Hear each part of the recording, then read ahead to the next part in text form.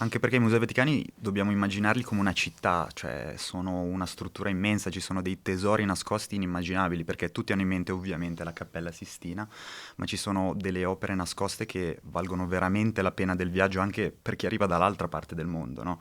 Come l'Afrodite che c'è lì, che si narra fosse talmente bella che in antichità un giovane se ne sia innamorato e eludendo la guardia notturna di Sì. chi vigilava su quest'opera ci abbia passato addirittura una notte d'amore. Al dente, come la cottura della pasta, che per noi italiani è sinonimo di perfezione. Qui, con ospiti di eccellenza, parliamo d'Italia nelle sue espressioni migliori. È pronto!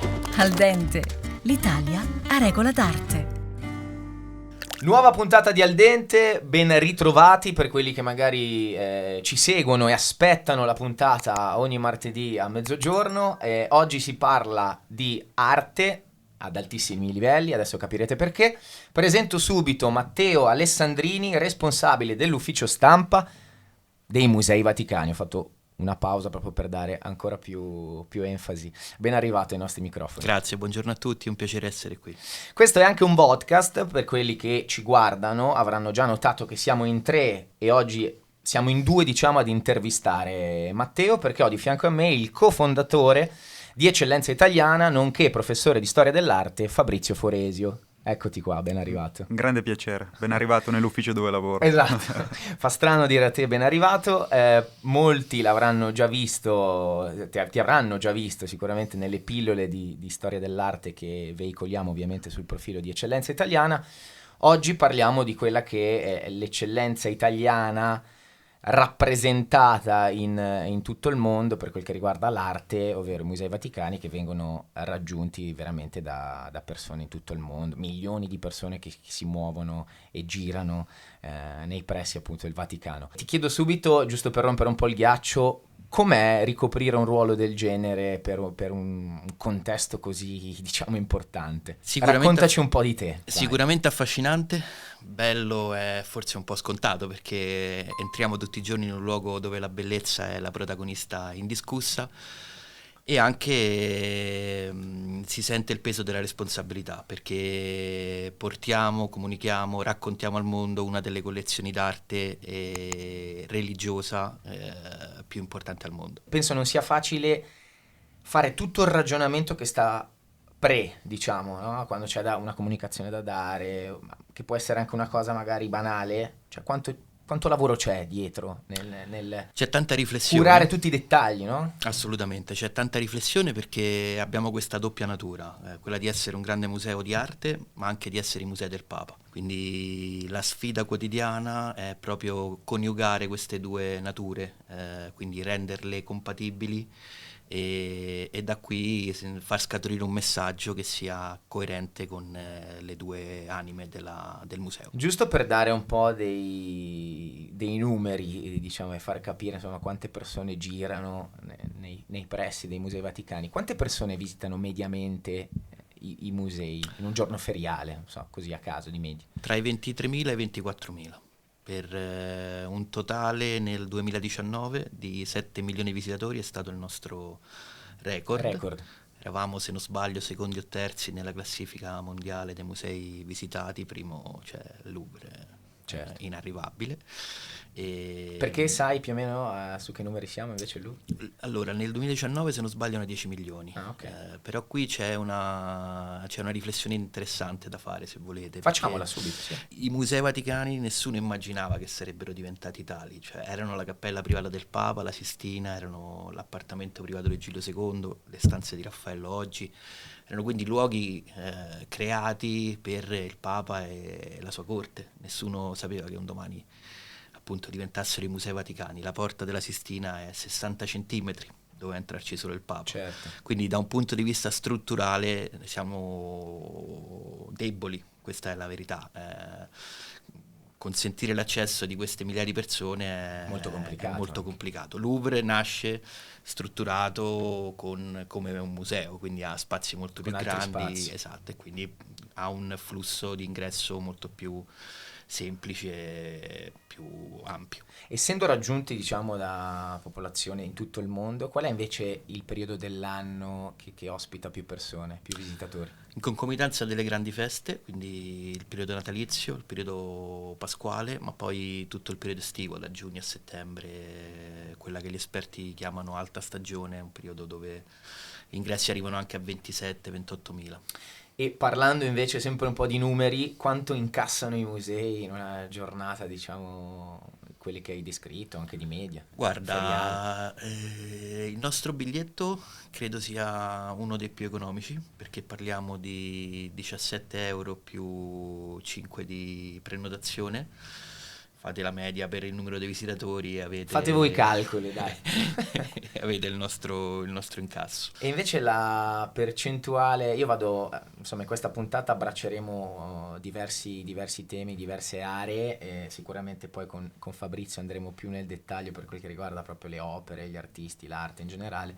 Ti faccio invece io adesso un po' di domande per il grande pubblico. La percentuale di stranieri? Andiamo su livelli molto alti, tocchiamo quasi il 90%.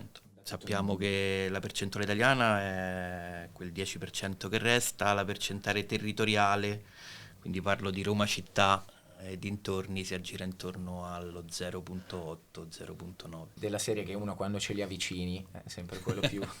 si dice un Sì, po' così, esatto, il ragionamento esatto. è sempre un po' quello. Prima o poi ci vado. Età media, se puoi darci anche un po' dei... L'età media dei riferimenti. si è piuttosto rongiovanita negli ultimi anni, quindi siamo sui 40 anni. Sì. Noi, grazie anche a questo podcast, alle pillole, a Eccellenza Italiana, insomma, cerchiamo sempre di abbassarlo sempre di più, insomma, perché parliamo anche a un pubblico abbastanza giovane, quello che è il nostro. E l'opera più apprezzata dal pubblico dei musei? Per entrare già un po' nel dettaglio. Cito qui il nostro ex direttore, il professor Antonio Palucci, che diceva: la Cappella Sistina è l'oggetto dei desideri, quindi è lei. Lei è al centro del museo, a volte la sua forza supera addirittura la sua forza mediatica, supera addirittura quella dei Musei Vaticani, perché molte persone arrivano e ci dicono: è qui la Cappella Sistina? Come no? Sì, Se sì. fosse conosciuta più quella che i Musei Vaticani. Quindi è lei il centro di L'oggetto attrazione del principale. desiderio. L'oggetto del desiderio. Il professor Palucci diceva: è il luogo dove cielo e terra si toccano, e quindi ha una forza magnetica. Ecco la Su parola. questo vedo Fabrizio voglioso fremo. di chiedere qualcosa, di parlare, vai. Visto che parliamo di Cappella Sistina, si può anche dire che la Cappella Sistina sia una sorta di carta geografica delle emozioni di chi poi l'ha creata, no? Di Michelangelo Buonarroti, che ci ha inserito dei personaggi celati all'interno di quelli che sono poi quelli realmente attori, no? All'interno del Giudizio Universale, per esempio. Quel Minosse, che è il giudice infernale citato anche da Dante e da tantissimi altri artisti e autori nel corso dei secoli, che era un personaggio che aveva definito il suo Giudizio Universale un'opera d'austeria, no? Proprio per tutto il nudo, per tutto quel senso di realtà che il Papa e i cardinali non avrebbero voluto vedere, e quindi Michelangelo lo inserisce come il giudice invernale a cui viene morso il pene da un serpente con delle orecchie d'asino. E quindi sarà anche questo, no, che colpisce magari i visitatori. Sì, sicuramente il genio di Michelangelo, comunque il personaggio di Michelangelo che poi nasconde tra gli affreschi della Sistina queste narrazioni, ha un fascino che supera anche quello prettamente, passatemi il termine, religioso. Ecco, perché è un'opera d'arte che piace a un pubblico eterogeneo e anche laico, assolutamente. Invece volevi dire ancora qualcosa? No, vai Davide. No, parlando invece di opere che magari non sono così conosciute dal grande pubblico, ma che secondo te hanno un grande valore artistico, ce ne puoi citare qualcuna? Anche per invogliare, insomma, se qualcuno ha preso adesso il biglietto per dirigersi ai Musei Vaticani, sa che grazie a Matteo c'è quest'opera da andare a vedere. Non parlo di valore artistico perché Sì. non sono un tecnico, parlo di appassionato e vedo un po' anche, mi piace spesso girare nel museo per capire chi viene da noi, no? La Certo. conoscenza del visitatore è importante. C'è il museo che noi chiamiamo Anima Mundi, che è il Museo Etnologico, dove sono conservate le produzioni artistiche delle popolazioni extraeuropee. Quindi è un viaggio nei continenti extraeuropei molto, molto affascinante, con delle opere meravigliose. Tra l'altro il curatore di questa sezione, padre Nicola Mapelli, riconnette, cioè riporta le opere che vennero donate ai pontefici, ai discendenti di chi l'ha donata, quindi riporta l'opera, la studiano di nuovo, nuovi racconti, è un modo per trasformare le opere in ambasciatori culturali, quindi è un dialogo tra varie popolazioni. Quello sicuramente è un settore molto, molto affascinante e anche un po' inaspettato, cioè sapere che c'è una maschera africana accanto a Raffaello e Michelangelo è Grande particolare, fascino, ha grande particolare. fascino. E poi ci sono settori straordinari, c'è tutta l'arte cristiana, c'è il museo egizio, c'è il museo etrusco, insomma. Anche perché i Musei Vaticani dobbiamo immaginarli come una città, cioè sono una struttura immensa, ci sono dei tesori nascosti inimmaginabili, perché tutti hanno in mente ovviamente la Cappella Sistina, ma ci sono delle opere nascoste che valgono veramente la pena del viaggio anche per chi arriva dall'altra parte del mondo, no? Come l'Afrodite che c'è lì, la copia dell'originale di Prassitele molto probabilmente, che si narra fosse talmente bella che in antichità un giovane se ne sia innamorato e, eludendo la guardia notturna Sì. di chi vigilava su quest'opera, ci abbia passato addirittura una notte d'amore, il primo nudo dell'arte greca, no? Quindi ci sono delle opere nascoste allucinanti. Tipo poi altre che ti vengono in mente? Ma ad esempio c'è anche il non finito di Leonardo da Vinci, no? Quel San Girolamo che non ha mai compiuto, famoso Leonardo da Vinci per aver sempre avuto troppe commesse, troppe opere, sia ingegneristiche che artistiche in ballo, quindi tante cose non sono finite. Vedi, E da succede lì, anche in agenzia adesso, ma succedeva. E la cosa divertente di quest'opera è che sia stata riscoperta a pezzi all'interno di venditori di antichità romani che li usavano come coperchi per cassapanche piuttosto che. Quindi sono tante le opere nascoste nei Musei Vaticani e tutte valgono proprio la Tu pena quante del volte ci viaggio. sei stato? Io purtroppo solamente una volta. Ah, Le ho vedi. studiate tanto, ma ci sono stato solamente una volta. È tempo dal di vivo. tornare. È tempo di tornare.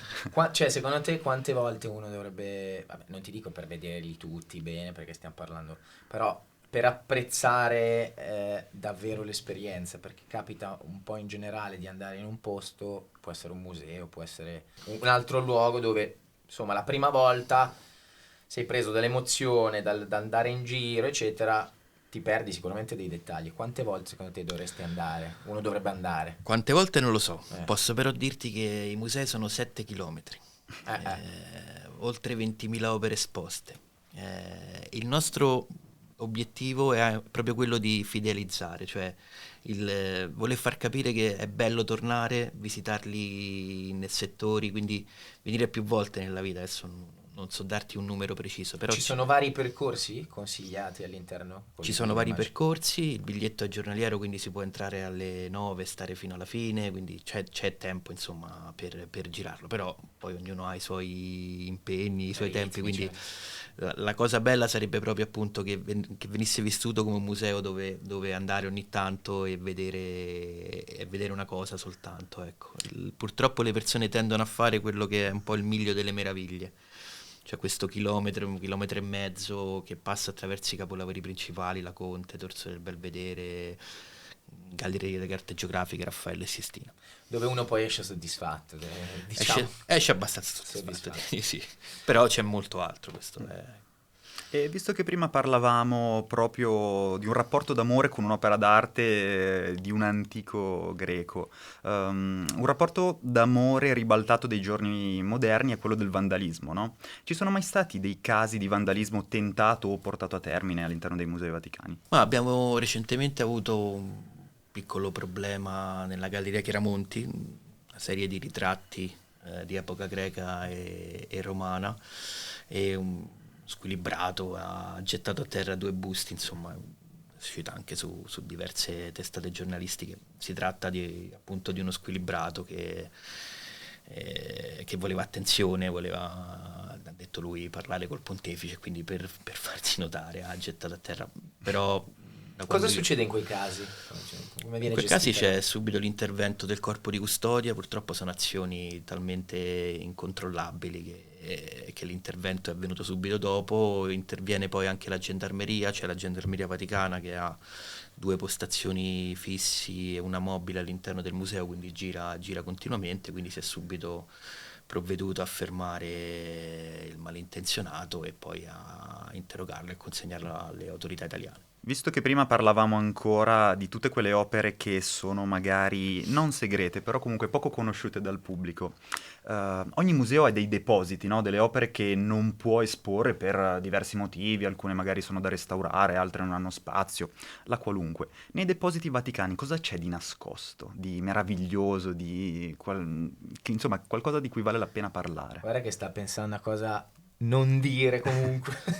No, scherzo. No, allora, ripeto, non essendo un tecnico non ti saprei dire un autore e un'opera, però posso dirti che sono oltre 200.000 le opere in magazzino, che abbiamo diversi magazzini, non uno soltanto, e ricordo Paolucci che diceva sempre che un grande museo si vede dai suoi archivi, dai suoi depositi, perché sono i luoghi dove c'è il tassello mancante del puzzle, quindi dove gli studiosi vanno per studiare, collegare, quindi hanno un'importanza fondamentale ed è giusto che rimangano chiusi e aperti solamente a professionisti, esatto, perché sono anche insomma comprensibili, ecco, a chi poi ha conoscenza. Questo è un po'... sembra un discorso un po' settoriale, ma in realtà è curioso, è interessante. effettivamente così. E al museo è deputata la conservazione di questi luoghi. Quindi noi abbiamo un ufficio del conservatore che monitora costantemente l'atmosfera interna, il microclima, come si dice tecnicamente, e la spolveratura di questi luoghi, proprio perché la conservazione dei depositi è importante tanto quanto quella delle opere esposte. Parlando invece di comunicazione, che poi è quello, diciamo, principalmente di cui ti occupi, al giorno d'oggi, dove si mastica, diciamo, un linguaggio fresco sui social, noi siamo super skillati su questo, ecco, skillati è un altro termine. Quanto è importante, diciamo, stare al passo e quanto è difficile stare al passo coi tempi per un'istituzione museale come Musei Vaticani? Allora, dal mio punto di vista è fondamentale, ormai si comunica attraverso queste piattaforme che hanno dei linguaggi, giustamente, e delle regole proprie, per le quali, io dico sempre, se si decide di andare bisogna poi rispettare quegli standard. Per noi come realtà, noi siamo una realtà, diciamo, da un punto di vista social molto giovane, perché abbiamo aperto il nostro primo canale Instagram solamente nel 2019, per ora c'è solo quello aperto, e per cui insomma non abbiamo molta letteratura a riguardo, però ecco, siamo consapevoli dell'importanza, quindi dal prossimo anno organizzeremo un team di lavoro che ci consentirà di allargarci anche ad altre piattaforme social. E diciamo la vostra mission qual è? Quella di avvicinare sempre di più avvicinare i giovani sempre di più ai musei, all'arte? Certamente quello è un obiettivo che abbiamo anche, penso, raggiunto abbastanza bene nel corso degli ultimi 3-4 anni. Credo che sia importante anche fidelizzare attraverso le piattaforme social i nostri, chiamiamoli, clienti o comunque la nostra community, e questo noi possiamo farlo anche molto bene perché abbiamo la possibilità di condividere molto dietro le quinte del museo. Abbiamo 11 laboratori di restauro, abbiamo tutta la parte appunto della conservazione, quindi le pulizie, tutti aspetti che sono molto golosi, no? Certo. sul social, e che creano molte interazioni, quindi stiamo cercando, ecco, con tutti gli sforzi del caso, perché poi come dire, coniugare, no, i saperi scientifici e adattarli agli standard della comunicazione social non è facile, però è sicuramente un lavoro che stiamo affrontando e che stiamo, penso, portando anche abbastanza bene oggi. E allora te come volto dell'arte di eccellenza italiana e anche come diciamo presentatore e comunicatore, se hai qualcosa da chiedere in merito, vai pure. Sì, ma anche perché questo discorso io lo trovo molto molto attuale per il fatto che l'arte venga sempre trattata come qualcosa di molto lontano dalle persone che non l'hanno studiata, no? Mentre i musei, soprattutto al giorno d'oggi, e i Musei Vaticani ne sono un esempio principe secondo me, stanno provando a scavalcare questa concezione che c'è nel mondo dell'arte come di qualcosa di assolutamente impossibile da raggiungere per chi non l'ha studiata, perché non ha avuto la fortuna di poterla studiare, no? Lo stesso motivo per cui a scuola tutti avevamo un po' a noia storia dell'arte. Io stesso, io per primo, poi stranamente per come gira il mondo mi ci sono laureato e ora la insegno anche, quindi... Quando ti è scattata quella cosa? Adesso parliamo di qualcuno magari che potrebbe ritrovarsi Ma in questo concetto. è stato tutto automatico nel momento in cui mi sono messo a studiare per conto mio, non tanto per le materie scolastiche come mi venivano proposte, tra virgolette, tramite un manuale, ma tramite quelle che erano le mie passioni. Io leggendo, non lo so, l'Eneide per letteratura latina mi sono trovato poi a osservare la storia del Laocoonte, che poi è una delle opere principali dei Musei Vaticani, e da lì mi è scattato qualcosa, ma non ho una risposta, nel senso Però che... può essere stata quella l'opera, diciamo, che Sì, ti ha probabilmente fatto sì. fare lo switch. Probabilmente sì. Tra l'altro Laocoonte immagino sia una delle opere più apprezzate dal pubblico. Sicuramente sì, più fotografate anche. Ecco, ecco. Nei musei si possono fare foto, quindi i Musei Vaticani consentono una lunga serie di Instagram opportunity, ecco, questo possiamo tranquillamente dirlo, e la Conte è certamente una delle attrazioni principali. È anche il primo pezzo la prima opera dei Musei Vaticani, questa è un po'... Più instagrammata, per parlare, diciamo... Tra le più instagrammate sicuramente, sì. Per chi non lo conoscesse, è quel sacerdote troiano che non voleva che il cavallo di Troia entrasse a Troia, perché lui aveva capito che i doni dei greci non andavano accettati in qualche modo, no? E proprio per questo, visto che le divinità volevano che Troia cadesse, vengono inviati dei serpenti sulla spiaggia di Troia dove Laoconte stava arringando la sua gente, per divorare lui e i suoi figli. E la scultura è proprio questo momento, no? Cristallizzato nel tempo.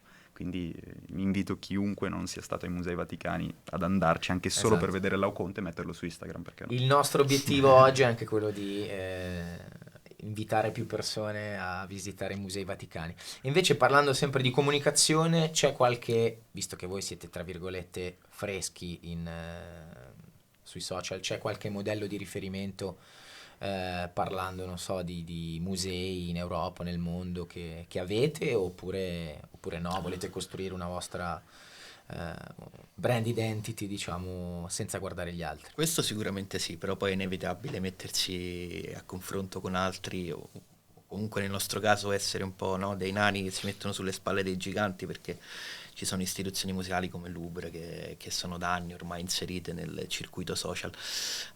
Io apprezzo molto il lavoro del Prado, perché alternano contenuti molto, ecco, precisi da un punto di vista storico-artistico con contenuti più leggeri, molto dietro le quinte, molto restauro. Quindi hanno secondo me trovato una chiave veramente interessante senza banalizzare i propri contenuti.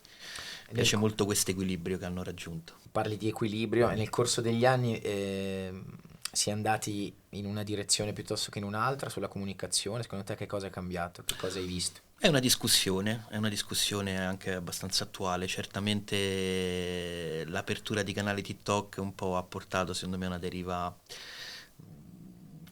che ha banalizzato un po' troppo le opere d'arte, ecco.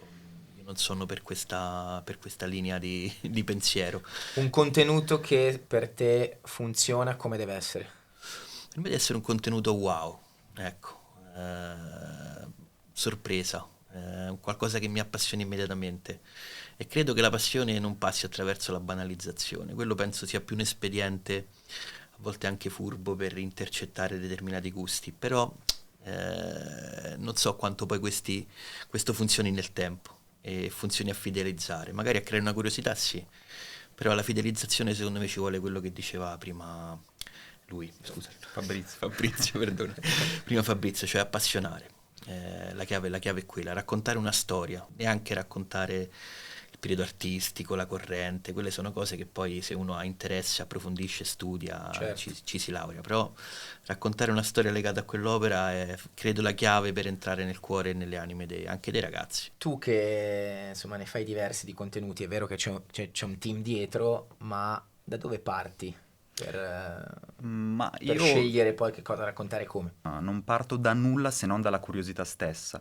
Anzi, se posso, parto dalla curiosità che vorrei raccontare ai miei studenti in classe quando insegno alle scuole superiori. E tu prendi dei feedback dagli studenti, immagino. Sì, mi dicono Tantissimo. anche Swag Michelangelo.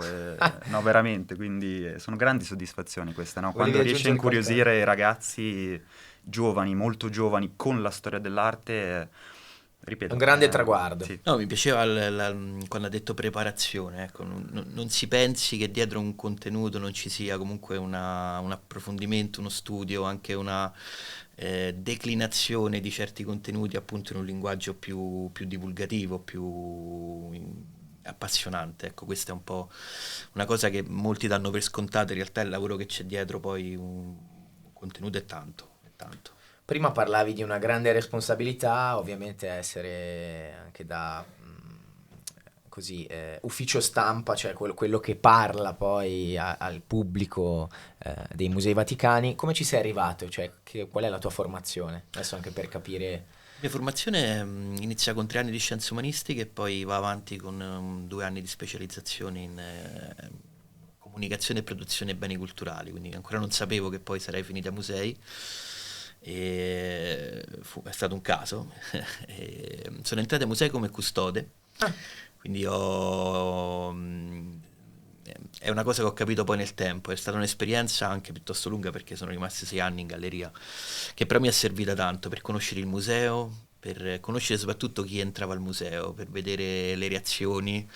Ecco, è una cosa che dopo mi è tornata molto utile quando poi mi sono trovato appunto nella posizione invece di dover, no, raccontare il museo a chi ancora Certo. doveva venirci o altro. Ti è servito per sentirtelo un po' più tuo, no? Immagino. Sì, assolutamente. Poi appunto è vasta come realtà, è molto eterogenea, cioè ci sono molte anime dentro, quindi è servita per farmene innamorare ancora di più. Perché poi la chiave è anche questo, cioè mentre sentivo Fabrizio si vede che è appassionato, cioè Molto. raccontare qualcosa che si ama funziona, c'è poco da dire, arriva di più.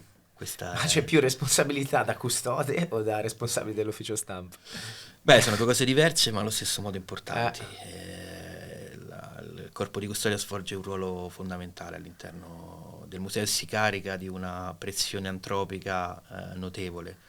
Immagino. È un lavoro molto, molto impegnativo, quindi insomma Vai, giornata tipo da custode, giornata tipo da responsabile dell'ufficio stampa. ti dico quella da responsabile dell'ufficio stampa, cerco di arrivare la mattina abbastanza presto, ma soprattutto questioni di traffico, Roma è una città complicata in questo, però arrivare presto mi consente di fare subito una rassegna stampa per no, capire un po' come siamo raccontati, quello che dicono di noi e quindi prepararla poi per la direzione, per il nostro direttore, vice direttore, il segretario dei musei, il vice direttore scientifico. Questo è un aggiornamento costante, no?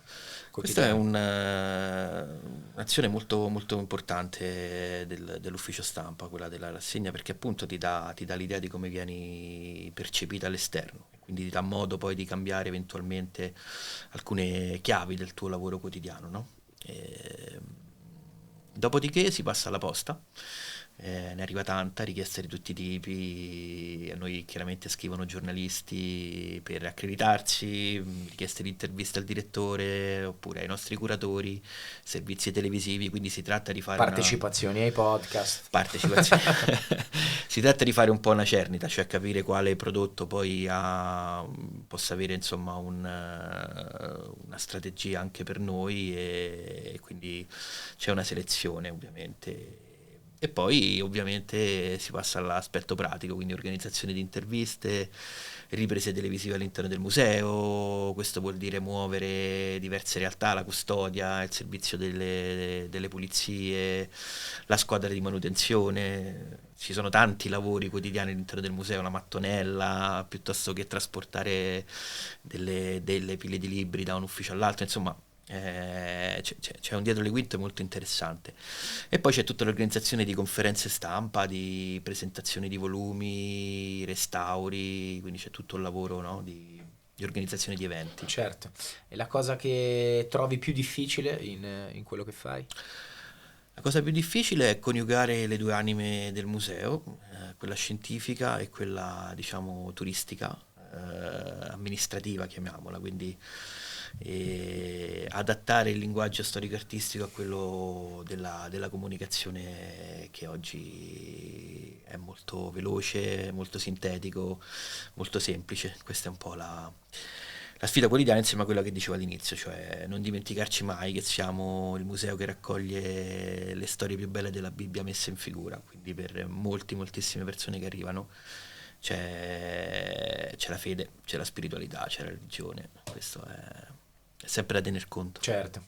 E invece la cosa più affascinante, curiosa che ti è capitata in questi anni, legata alla comunicazione o no, che vuoi raccontarci? Cosa che ti fa sorridere ma stare anche bene magari? Abbiamo avuto ospite Russell Crowe, stiamo cercando di raccontare i musei attraverso il coinvolgimento di personaggi diversi, e lui è venuto da noi con la mamma. Avevano appena da poco, lui ha perso il papà, quindi il marito, e siamo usciti su uno dei nostri terrazzi, il terrazzo del Nicchione, e mi ricordo quei giorni c'erano i preparativi del giuramento delle 9 guardie svizzere, che hanno una banda, e questa banda, quando siamo usciti, faceva le prove, ha iniziato a suonare, però non ricordo il titolo della canzone, ha iniziato a suonare la canzone preferita del padre di Russell Crowe. La madre si è commossa, certo. lui a seguire, quindi è stato un momento un po' particolare che ricordo con molto piacere, perché Certo, immagino.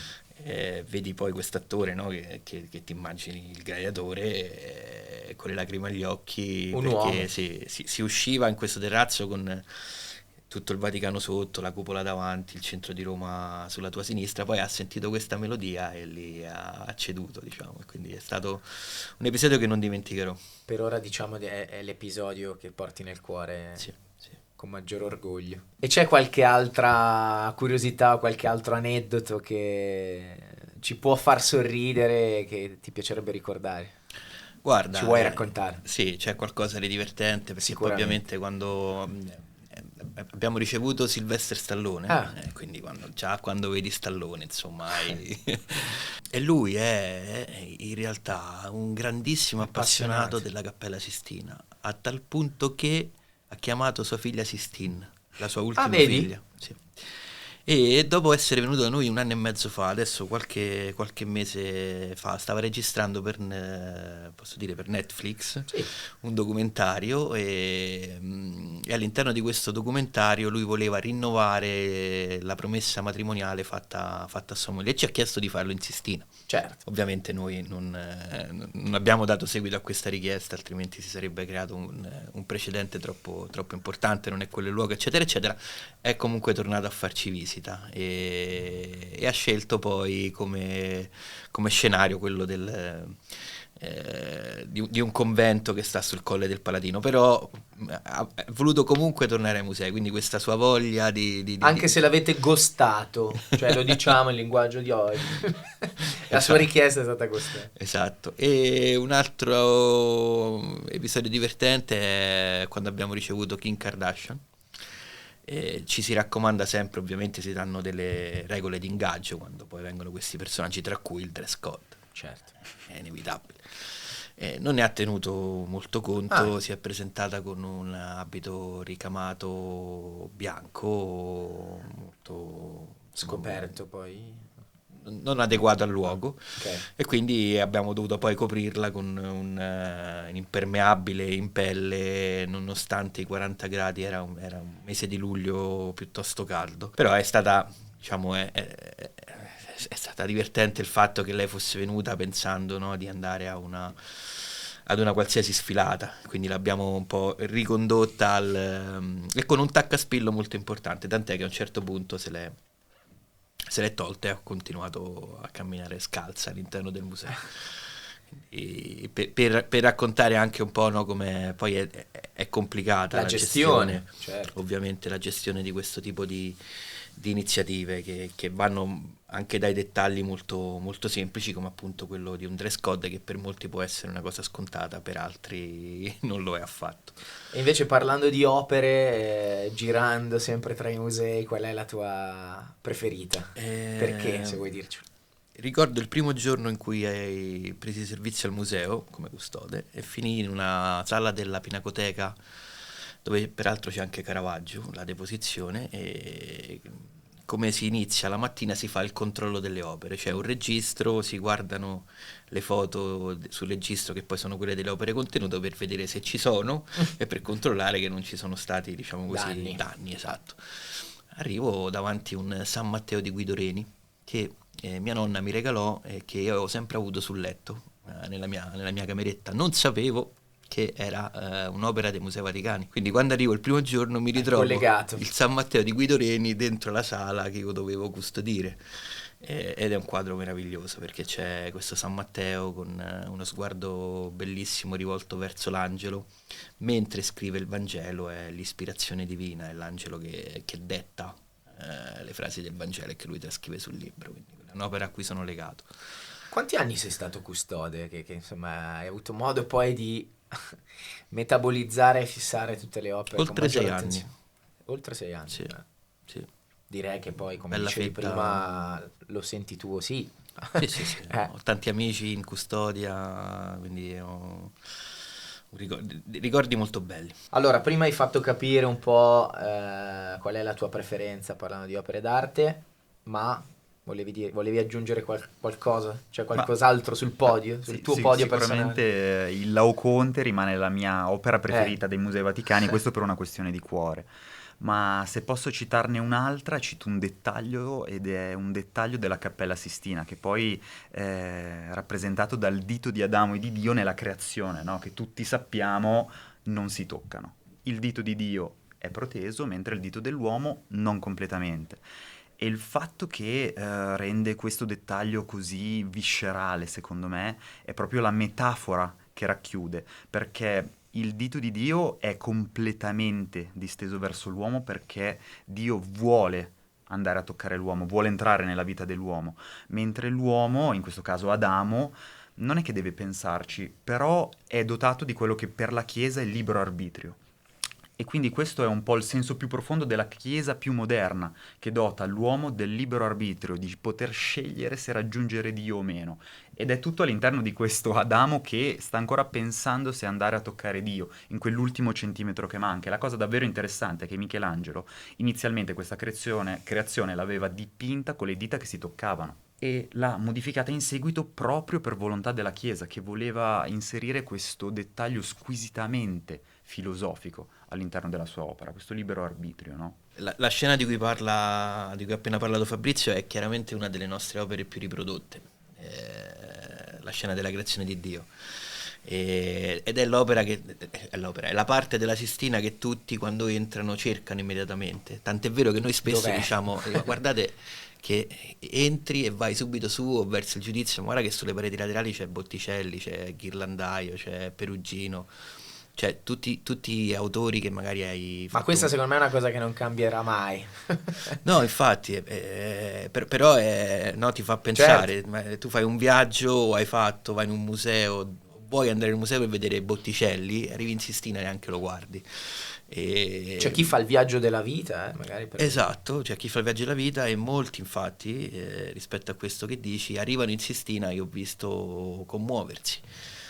Soprattutto chi viene da altri continenti, perché magari faranno solo quel viaggio nella vita, arrivano in quel luogo e l'emozione è tanta, perché poi adesso noi proviamo a raccontarla attraverso dei microfoni, però poi quando si entra lì si è avvolti da tutte queste centinaia di figure ed effettivamente l'emozione è tanta. E devo dire, questa è stata un'attività molto, molto interessante e abbiamo ricostruito in scala 1:1 una riproduzione della Cappella Sistina utilizzando una campagna fotografica in scala 1:1 che abbiamo fatto all'interno della Sistina per un Bello. mese tutte le notti.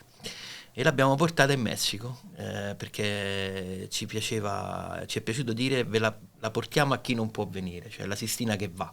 E ha fatto il giro delle città più povere del Messico e il milionesimo visitatore era un signore anziano, mai uscito dal Messico, che parlava solamente una lingua locale, e abbiamo regalato a lui e a sua moglie un viaggio nella Sistina Reale. Quindi la prima volta che uscivano dal Messico sono venuti a Roma, in Vaticano, e hanno visto la Cappella Sistina dal vivo. Parlando di viaggio della vita, no? Esatto. Ma come mai proprio in Messico? Abbiamo degli ottimi rapporti a livello diplomatico e ci è sembrato giusto partire da lì. Parlando di responsabilità, insomma, abbiamo parlato delle tue, custode, responsabile dell'ufficio stampa, comunicazione, eccetera. Il restauro, adesso l'hai citato tu, come viene gestito? Cioè, sulle opere, come gira, diciamo, questa arte anche, possiamo dirlo ufficialmente? Parlo sempre da... Sì. Non da tecnico, certo. Sì, esatto, da chi riceve molte Sì. richieste, perché sono uno dei settori più richiesti dai media, cioè proprio andare a vedere cosa si fa, che lavori ci sono in corso, quindi sono 11 laboratori, se non ricordo male, uno per ogni tipologia di materiale che viene restaurato. Proprio quest'anno celebreremo i 100 anni del laboratorio restauro dipinti, che è un laboratorio molto affascinante perché sono diversi operatori coordinati da un responsabile, quindi c'è sempre un responsabile del laboratorio che ovviamente viene da una formazione storico-artistica e poi di restauratore, che diventa un po' un amministratore in questo caso. Infatti molti responsabili dei laboratori poi si lamentano che non restaurano più, ma devono gestire le varie pratiche dei restauri e anche il personale. Però di fatto è un lavoro molto importante perché coordinano, mettono insieme un team di diverse persone che lavora su pezzi, in questo caso parlando di laboratori dipinti, sia mobili che inamovibili. Quando dico inamovibili ovviamente faccio riferimento a tutto ciò che è su muro, affreschi. Strutturale, diciamo. Sì, esatto. Quindi c'è, insomma, noi abbiamo come forza quella di avere un laboratorio di ricerche scientifiche, il GRS cosiddetto, un gabinetto di ricerche scientifiche, cioè ormai quando si fa un restauro è come quando si va dal dottore, la prima cosa che si fanno delle indagini scientifiche per capire se c'è una problematica, quindi le lastre, oppure degli approfondimenti al microscopio, insomma Quante volte all'anno viene fatta questa sorta di analisi? Ormai si lavora sempre in team, è un teamwork a tutti gli effetti, quindi il gabinetto di ricerche scientifiche entra sempre nel percorso che poi porta alla decisione se un'opera deve essere restaurata o meno. Quindi c'è una segnalazione, poi c'è un approfondimento, uno studio, curatore, responsabile laboratorio di riferimento, il gabinetto scientifico, il direttore sempre entra in queste questioni ovviamente, il vice direttore scientifico, insieme si decide poi se l'opera ha bisogno, necessità di restauro, che comunque è sempre un'attività pericolosa per l'opera d'arte, delicata, no? certo. Delicata, esatto. E per cui ecco l'importanza di quello che diciamo prima della conservazione, conservare piuttosto che restaurare, insomma si cerca di... Oppure conservare è la prima forma di restauro. Anche, certo. Se vogliamo leggerla così. Invece parlando di musei in generale, volevo chiederti se avete dei rapporti, ovvero degli standard che condividete tra musei di un certo livello oppure no, avete un dialogo tra di voi, come funziona questo aspetto? Assolutamente sì, il nostro direttore Barbara Iatta fa parte di un comitato di direttori dei più grandi musei al mondo che periodicamente si incontra, discute, trattano tematiche attuali che riguardano appunto le grandi istituzioni museali. Questa attività si è molto intensificata durante i periodi della pandemia, proprio anche per capire e per vedere gli altri come stavano gestendo questa che è stata comunque una... unione anche in quel senso, no? Sì, esatto, è un periodo nuovo per tutti, quindi ci si è molto confrontati, si è dialogato molto, però è qualcosa che continua poi nel tempo, quindi assolutamente c'è condivisione tra le varie realtà. E che cosa si mette sul piatto in questi dialoghi? Sicuramente la gestione delle masse, dei flussi turistici, di visitatori, ma poi anche argomenti scientifici, quindi nuove idee per esposizioni condivise o cose simili. Quindi c'è uno scambio di vedute e non c'è una sorta, cioè si vive poco, diciamo, la rivalità tra... Ma sì, dai. Tra musei di un certo livello, anche Sì, perché... Sì, almeno io non sono percepisci mai arrivato a questa percepirla. Quello che noto e mi piacerebbe fare nel prossimo anno è mettere insieme i vari responsabili della comunicazione dei grandi musei, perché questo non credo ci sia mai stato. Invece secondo me creare network Può essere solo un valore aggiunto. assolutamente sì, quindi mi piacerebbe organizzare una giornata ai musei e invitare, raccontare casi, buone pratiche, ecco, condividerle e magari creare qualcosa tutti insieme, perché no, potrebbe essere un'idea.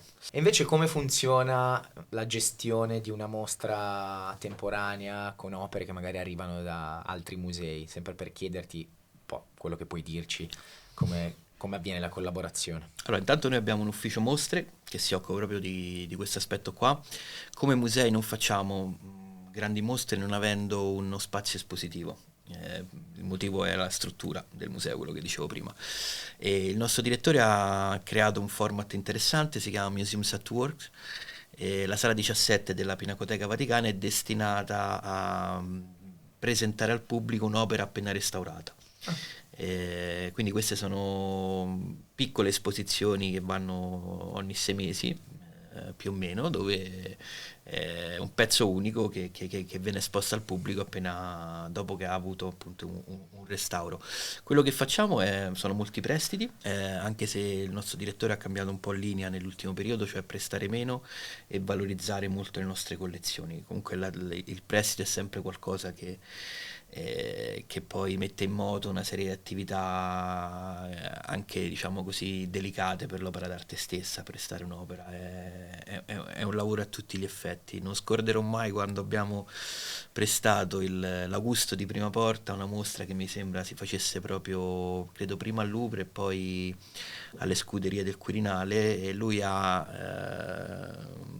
abbiamo fatto diversi servizi giornalistici a riguardo. Lui ha una debolezza sulle gambe, cioè il peso della struttura superiore è troppo impegnativo per le gambe che Ok. sono molto più fini, e quindi si è creata una struttura di ammortizzatori intorno, ed è stata un'operazione ingegneristica brevettata proprio per l'occasione, quindi questo anche per raccontare quante poi professionalità entrano in Certo. gioco in un'operazione che può sembrare banale come quello di dire sposto un'opera. Non è così.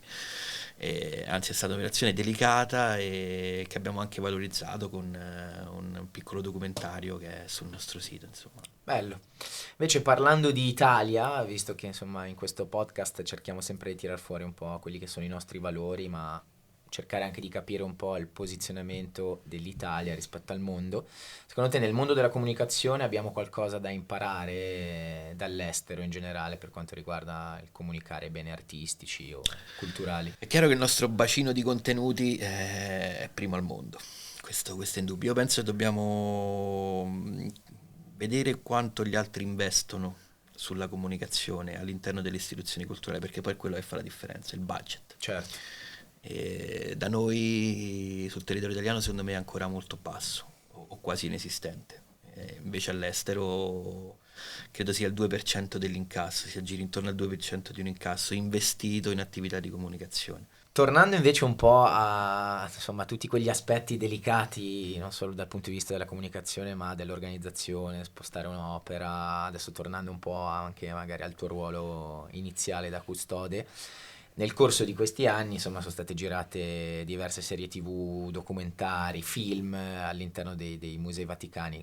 Come avviene, diciamo, tutta questa fase e questa gestione? Devo dirti che Raccontaci un c'è po'. una regola in Vaticano, noi abbiamo un dicastero della comunicazione, una specie di ministero della comunicazione, sono vietate le riprese cinematografiche all'interno dello Stato della Città del Vaticano, quindi tutto quello che avete visto su serie televisive piuttosto che film è stato tutto riprodotto all'esterno. Noi ne abbiamo ricercati alcuni, ma citane se vuoi tu. I due papi, The Young Pope, credo che lì ci sia stata un'attività diversa, cioè la vendita dei copyright delle immagini grazie alle quali loro hanno ricreato Ricostruito. il set della Cappella Sistina.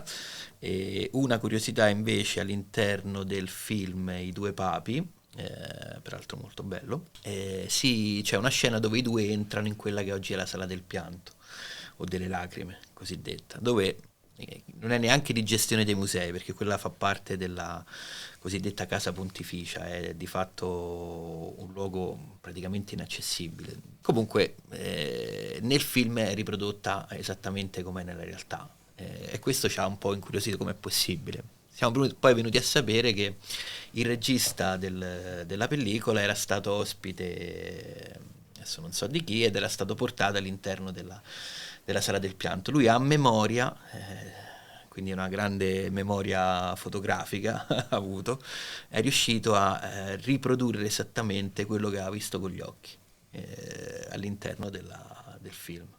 Anche nel film Suburra, per chi l'ha visto, non la serie, proprio il film di Sollima, sono riprodotti gli appartamenti del Papa. Poi non so se siano, immagino, ricostruiti perché non credo siano accessibili, forse ancora meno della Sala del Pianto. Assolutamente sì, credo siano stati ricostruiti su alcune immagini che magari hanno visto ai TG o Fantasia. Però curioso, comunque interessante. È vero, insomma, appuntate tutto quello che stiamo dicendo, anche perché secondo me questa è una di quelle puntate dove in tanti si possono segnare delle cose e poi vanno a riscoprirle, a ritrovarle con i loro occhi. E visto che stavamo parlando un po' della gestione di questi spazi, durante il conclave che poi si tiene all'interno della Cappella Sistina, no? Come funziona? Giustamente viene chiuso al pubblico perché mi sembra anche scontato, ma come funziona?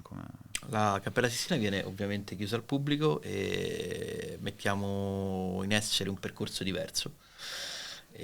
Quindi si gira intorno alla Cappella Sistina, si passa attraverso quello che era l'appartamento Borgia e quella che è oggi la collezione di arte moderna e contemporanea. Quindi è un percorso assolutamente godibile, pinturicchio sui soffitti e sotto tutta la collezione di storia moderna e contemporanea. Andiamo da Van Gogh a Dalì, Bacon, insomma Morandi, Chagall, ce n'è. E la Sistina però rimane chiusa. Parlando di chiusure al pubblico, mi viene in mente insomma quando il Papa ha visitato o visita i Musei Vaticani, e lì come funziona? Allora, Francesco Tutto quello che si genera, immagino, attorno a un'operazione del genere, a una visita del genere. Papa Francesco è venuto 2 volte in forma ufficiale ai Musei Vaticani, una volta per inaugurare il Museo Anima Mundi, il museo etnologico, una seconda recentemente, eravamo a fine maggio, primi di giugno, quando ha incontrato 300 artisti in Cappella Sistina. Questo è un appuntamento che ormai ogni pontefice desidera fare per ristabilire un po' il dialogo tra arte e fede, un dialogo che comunque negli ultimi anni è stato un po' in crisi, e si parla, si discute, insomma si cerca di riportare al centro Dio, ecco, anche se poi l'ispirazione, come diceva Giovanni Paolo II, è sempre qualcosa di divino, quindi anche per chi è laico, artista laico, non credente, c'è sempre quel... Tu hai avuto modo di conoscerlo? Papa Francesco, ho avuto modo di essere con lui un paio di volte perché accompagnavo lì un artista argentino suo amico che seguivo per un'attività che abbiamo fatto con lui per i musei. Com'è stato? È come si vede, quindi molto, molto semplice, molto accogliente, molto, molto, molto curioso. Ecco, questa è credo la parola più azzeccata per lui. E a lui piace l'arte contemporanea? Questo ti dico la verità, non lo so. Penso che a lui interessi l'arte come strumento. In generale, certo. Sì, come strumento di evangelizzazione nel suo caso, o comunque di ambasciatrice culturale. Che poi un po' è come è rinata l'arte in Occidente, quel processo di evangelizzazione, di diciamo passaggio della conoscenza della Bibbia a tutte quelle persone che non sapevano leggere. Quindi poi è secondo me anche naturale che un uomo di chiesa abbia una coscienza maggiore rispetto a noi di questo ruolo, almeno questo ruolo quasi primordiale dell'arte in Occidente, no? Credo sia anche molto bello, anche per chi non crede, dare un senso oltre, che vada oltre quella che è la semplice pittura, il semplice dipinto, la semplice scultura, perché poi noi parliamo spesso per immagini, ma non siamo mai abituati a dare il reale valore che queste immagini hanno, come quando noi andiamo ai Musei Vaticani e ne vediamo la collezione. Ci sono tante storie nascoste all'interno poi delle opere che sono conservate, e poi vabbè, credo che nessuno come il Papa possa dargli un senso ulteriore se si parla di fede. Certo. Quindi questo è sicuramente un punto molto interessante. Invece cosa ne pensi della provocazione di chi propone una gratuità dei musei? Sono stato recentemente a Londra, dove i musei sono... C'hai tante cose da dire, lo percepisco. I musei sono tutti gratuiti. Noi siamo un po' fuori, noi siamo fuori, essendo un museo di un altro stato, Certo. quindi però penso che sia una cosa positiva mettere i musei gratuiti. Si entra visitatori e si esce cittadini, così diceva Paolucci, da un museo, per dire quanto poi siano fondamentali per la nostra crescita come persone, e quindi come tali forse andrebbero resi più accessibili anche da un punto di vista economico. Il problema in Italia spesso, perlomeno per i detrattori di questa tesi, è proprio strutturale. Cioè, tanti dicono che i musei italiani non avrebbero modo di coprire quello che entra a livello di bigliettazione, no? Perché magari in altri paesi ci sono fondi che qui purtroppo non abbiamo dallo Torniamo Stato. agli investimenti, prima È parlavamo quello, di investimenti in comunicazione, sì. Il parliamo problema è di investimenti esattamente quello, in quindi generale. probabilmente parliamo di un argomento che non è fattibile, almeno qui nel nostro paese. Sì, purtroppo, cioè, sembra assurdo, no? Si parlava prima del bacino culturale che abbiamo noi, primo al mondo, indiscusso, e però tuttavia non ci sono i fondi poi per aiutare questo patrimonio ad essere veicolato alle persone come dovrebbe, no? E poi questa è una polemica mia personale, ma anche di tante persone che lavorano nel mondo dell'arte, credo, anche tu. Lui no, Insomma. non si schiera, però sì, gliel'hai detto tu. Insomma, Italia e la cultura, il mondo della cultura sono sotto gli occhi di tutti ed è un peccato, è un peccato. E adesso stavo pensando invece al periodo della pandemia, un po' una domanda che stiamo facendo a tutti i nostri ospiti, che ovviamente abbracciano anche categorie, aree diverse, ma in pandemia come è stata gestita la situazione? Siamo Tutto stati... quel periodo storico, non so, si sono avviati i tour digitali, hanno preso sempre più piede. Allora sì, Per Eccellenza Italiana, per esempio, è stata un po' l'opportunità, tra Noi virgolette. siamo nati, o meglio, siamo stati lanciati in pandemia, poi sì, è stato quel che è stato. molte realtà digitali hanno preso il via durante la pandemia. Noi stessi abbiamo aperto il nostro profilo Instagram durante la pandemia. Vedi. Avevamo già dei tour virtuali sul nostro sito, quindi li abbiamo spinti, come si dice in gergo, e sono stati molto visitati, anche perché poi è stata un'attività ripresa da tutti i grandi musei internazionali. Quindi abbiamo cercato sostanzialmente di portare a casa Museum at Home, di portare a casa il museo. Io ho una curiosità, se posso chiedere, che va un po' oltre tutto quello di cui abbiamo parlato oggi, ma il clavigero, la figura del clavigero, ci puoi raccontare chi è, che cos'è? Perché sfido che il 90% di chi ci sta ascoltando non abbia idea della figura unica che rappresenta. Il clavigero è il responsabile di questa appendice del corpo di custodia, sono 10-11 colleghi, che si occupa di fatto dell'apertura e della chiusura delle porte dei Musei Vaticani. Questo avviene ovviamente ogni giorno. Arrivano molto presto, alle 5 del mattino, quindi il clavigero prende il mazzo di chiavi che apre il portone principale dalla Gendarmeria Vaticana, che ne ha la custodia durante la notte.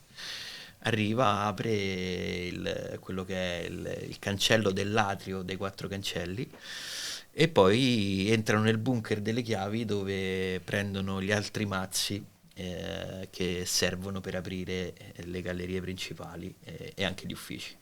Sono quasi 3.000 chiavi, lui è ovviamente responsabile di questo piccolo corpo, e da qui il nome del clavigero, e ha avuto una forza mediatica incredibile negli ultimi tempi. Siamo stati inondati di richieste per vedere questo lavoro di apertura e di chiusura, per raccontare, per ascoltare la sua storia. Quindi insomma siamo andati dal Washington Post a TV cinesi, insomma siamo andati un po' dappertutto. E Da qui è scaturita una tipologia di visita esclusiva, come siamo soliti chiamarle noi, questo tipo di opportunità, Good Morning Vatican Museums, cioè credo massimo 15 o 20 persone possono acquistare l'esclusività di essere all'interno del museo con il clavigero, una guida alle 5:45 del mattino e quindi torce, chiavi, museo spento, chiuso, aprire con lui il museo mentre la guida racconta il percorso che stanno facendo.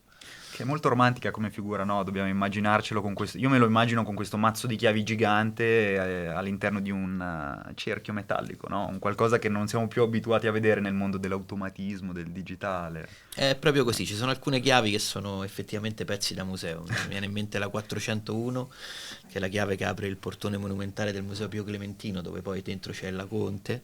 È una chiave del 700, se non sbaglio, molto grande, è un portone pesantissimo, però è bello, no, avere queste tradizioni. Poi alla Chiesa piacciono le tradizioni, quindi alcune le abbiamo mantenute. La chiave senza numero è la chiave della Cappella Sistina, che è dentro una busta chiusa all'interno di una cassaforte. Anche quella viene presa, scartata tutti i giorni e poi rimbustata la sera prima di andare via. Sanificata. Ci sono queste attenzioni che fanno parte, no, di una tradizione che viene da molto lontano, sì, e che è bello mantenere. Questa tra l'altro è una curiosità che avevi tu, che volevi chiedere, ovviamente svelare, però ne sono arrivate altre perché mi stavate guardando, ero col telefono, abbiamo lanciato, diciamo, una sorta di contest per la community di eccellenza italiana, svelando un po' che saresti stato nostro ospite, argomento Musei Vaticani, quali curiosità o domande volete fare. Ne abbiamo selezionata poi un'altra e citiamo anche Tiziano Corbelli che ci chiede: quale mente eccelsa pensò di fondare i Musei Vaticani? Qua chi vuole rispondere dei due? Diciamo che Giulio II, il Papa che acquistò poi il Laocoonte e volle metterlo, diciamo, nella zona dove tuttora è conservato, seppur non abbia realmente fondato i Musei Vaticani come oggi noi fonderemo un museo, quell'atto lì viene considerato come l'atto fondativo dei Musei Vaticani, quindi diciamo Giulio II. A livello storico, diciamo. Sì, sì, esatto. Il primo nucleo culturale di opere d'arte che poi nel tempo sono evolute e diventate le collezioni dei Musei Vaticani, diciamo che nasce con Giulio II. In che anno? Era nel 600. Anzi, nel 500, nel 500, perché il Laocoonte viene scoperto a Roma mentre un contadino zappava la vigna e lo stesso Giulio II, molto interessato, ci manda Michelangelo Buonarroti, no? Per andare a vedere, vai un po' a vedere che cosa stanno scoprendo qui su Colle Oppio. E quindi diciamo Tiziano ti starà ringraziando, ma tutta la community. Bene. E tra l'altro Giulio II è il Papa che chiama in Vaticano tutte e tre insieme Michelangelo, Raffaello e Leonardo da Vinci. Quindi insomma ha chiamato i tre più grandi del momento, ma forse i tre più grandi di sempre. Quindi aveva comunque una visione no, da grandissimo. E mi aggiungo a quello che diceva Fabrizio. Canova anche è stato un personaggio chiave per noi, per i musei. Tra l'altro gli abbiamo appena dedicato una mostra e con l'occasione aperto per la prima volta a pubblico una sala, si chiama Sala delle Dame, con degli affreschi di Guido Reni sulla volta bellissimi. Dentro ci sono i gessi di Canova, quindi è un'occasione unica per vederli. E lui è stato ministro dei beni, una sorta di ministro dei beni culturali in Vaticano, è stato forse primo direttore, così come ce lo immaginiamo oggi, e poi è stato anche inviato da Papa Pio VII a Parigi per recuperare parte di quello che Napoleone si era portato via. Torna da Parigi con sul carro il Laocoonte e la trasfigurazione di Raffaello, oggi entrambi, uno al Pio Clementino e uno dentro la nostra Pinacoteca. Quindi Giulio II sicuramente, però qualche secolo dopo anche Canova ha dato un'impronta piuttosto importante al museo come oggi lo vediamo.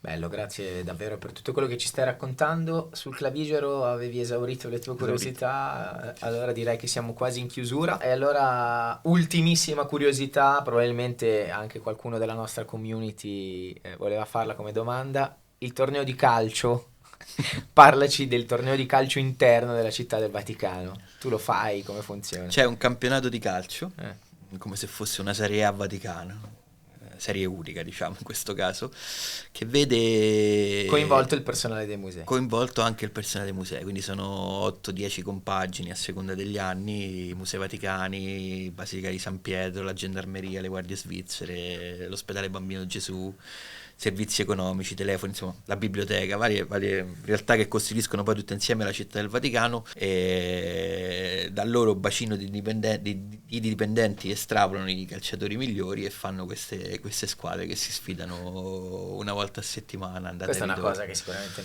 non tutti sanno. E tu? Io ho smesso, ma ho giocato per anni nella squadra dei Musei Vaticani, che avendo molto personale addirittura a volte sfornava 2 o 3 squadre per il torneo, quindi ci sono stati anche accesissimi derby interni tra... E da qui venivano selezionati anche i membri della nazionale pontificia, no? Poi c'era una nazionale, sì, da queste squadre, da queste 10 squadre venivano presi i migliori, come si fa poi in tutto il mondo, e questi giocano nella rappresentativa vaticana, che organizza partite di beneficenza. C'era stato per un momento anche l'idea di iscriverla all'UEFA, si era parlato, ma di Trapattoni come allenatore della nazionale vaticana sono stati giorni divertenti, dai. E c'è una squadra che vince di solito, cioè magari le Guardie Svizzere, mi viene da dire, piuttosto che... Allora, per anni i musei hanno svolto un ruolo da protagonista proprio per il fatto che avevano più insomma, risorse, ecco. E adesso gli ultimi anni non ricordo, ma mi sembra la Gendarmeria sia un'ottima squadra e le Guardie Svizzere sono una squadra molto fisica, ecco, poco tecnica. Quantità. Tanta quantità. Tanta quantità. Allora, prima di salutarci, direi di lasciare a te il microfono per, non so, fare un invito alla nostra community a raggiungere i Musei Vaticani. A parte che, dopo tutto quello che abbiamo raccontato, anche grazie a Fabrizio oggi, secondo me la voglia è salita, però lascio a te, diciamo, quasi l'ultima parola. Sì, penso che un seme di curiosità l'abbiamo... Sì, esatto. mandato, insomma, agli ascoltatori, e i Musei Vaticani sono un posto dove si deve andare almeno una volta nella vita. Vanno visti per capire chi siamo e da dove veniamo, ecco. Quindi vi invito a venire e magari anche a prepararvi un po' prima la visita sul nostro sito o sulla nostra pagina Instagram. Ecco, esatto, come vivere, giusto velocemente, come vivere al meglio l'esperienza ai Musei Vaticani, se ci sono delle cose che consigli di fare prima anche? Sì, assolutamente, appunto, dare un'occhiata al sito e cercarsi un percorso per una visita di 1 ora e mezza, 2, che credo sia sufficiente, e poi tornare magari un'altra volta. Da questa visita io non escluderei assolutamente, cioè i must che ci devono essere, ovviamente Sistina, le stanze di Raffaello, la collezione d'arte moderna e contemporanea. Questi 3 settori non devono mancare. E allora grazie mille a Matteo Alessandrini, responsabile dell'ufficio stampa dei Musei Vaticani, per tutto quello che ci hai raccontato, ci hai fatto in qualche modo anche sognare. Grazie a Fabrizio, che continuerete a vedere sul profilo di Eccellenza Italiana con le sue pillole d'arte. Magari ci vedete insieme nel prossimo futuro. Magari c'è da oggi una nuova collaborazione che parte, e grazie per averci ascoltato e alla prossima puntata.